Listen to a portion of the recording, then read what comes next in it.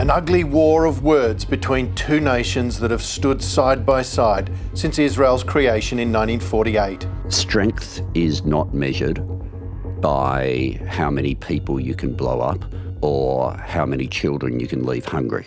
Today, the Home Affairs Minister lashed out at Benjamin Netanyahu after the Israeli Prime Minister's bold attack on social media, damning Anthony Albanese as a weak politician who betrayed Israel and abandoned Australia's Jews. Strength is much better measured by exactly what Prime Minister Anthony Albanese has done, which is when there's a decision that we know Israel won't like, he goes straight to Benjamin Netanyahu.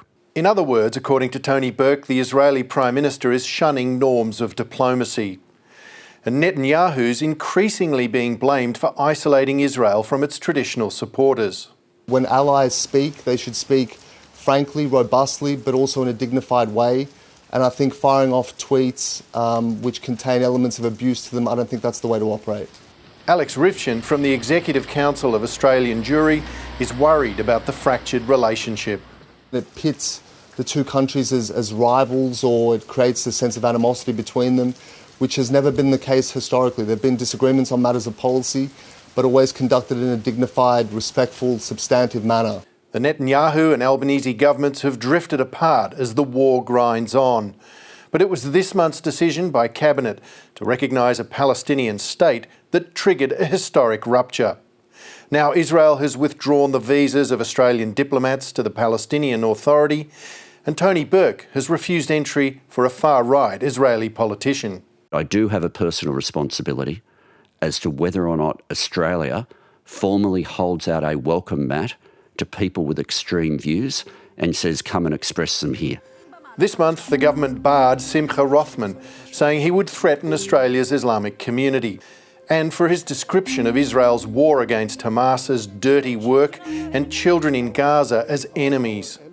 If anyone wanted to come on a public speaking tour and they had those views publicly expressed about Israeli children, I would block the visa. Not everyone backs Burke's approach.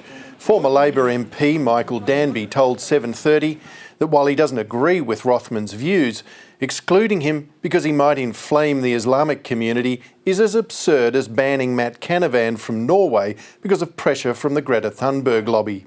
The group promoting his visit, the Australian Jewish Association, said Rothman is a mild-mannered member of the Israeli government. We were very shocked with the cancellation. It just completely came out of the blue. We never would have expected, he's not some nobody. He has a senior role in the Israeli government. He's chair of a very powerful committee in the Netanyahu government, and this is just not how you do diplomacy. It's diplomacy for amateurs, what we're seeing from the Albanese government. I don't like censorship. It always makes me feel very uncomfortable because here we have people in authority telling us what we're allowed to listen to and what we're allowed to say.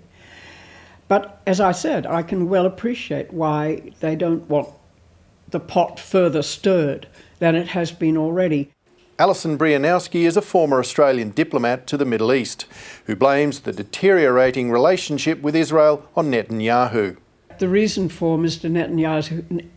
Netanyahu's really quite immoderate language and actions towards Australia is a reflection of that. He's in a desperate position. I don't take these things personally. I engage with people. Diplomatically, he's had similar things to say about other leaders. The Prime Minister is clearly sidestepping Netanyahu's provocation, and the opposition leader is also treading carefully.